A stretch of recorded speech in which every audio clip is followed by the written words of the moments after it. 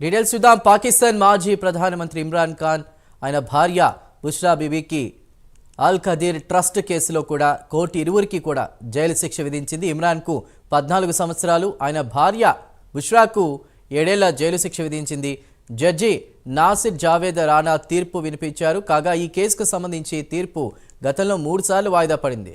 శుక్రవారం నాడు ఆడియాలా జైల్లో తాత్కాలిక కోర్టు రూమ్ ఏర్పాటు చేసి జడ్జి తీర్పు ఇచ్చారు. ఇమ్రాన్ ఖాన్కు 10 లక్షల రూపాయల జరిమానా, బుష్రా బీబీకి 5 లక్షల రూపాయల జరిమానా విధించారు. ఒకవేళ జరిమానా కట్టలేకపోతే ఇమ్రాన్ మరో 6 నెలలు జైలు శిక్ష అనుభవించాల్సి ఉంటుంది.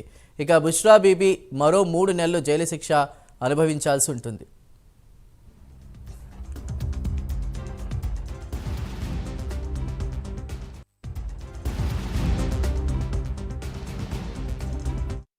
ఆడియాలా జైలు బయట భారీ బందోబస్తును ఏర్పాటు చేశారు.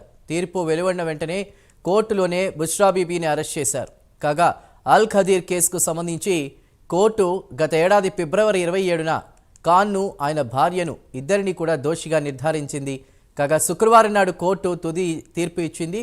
తీర్పును సుప్రీంకోర్టులో సవాల్ చేస్తామని ఖాన్ న్యాయవాదులు తెలిపారు.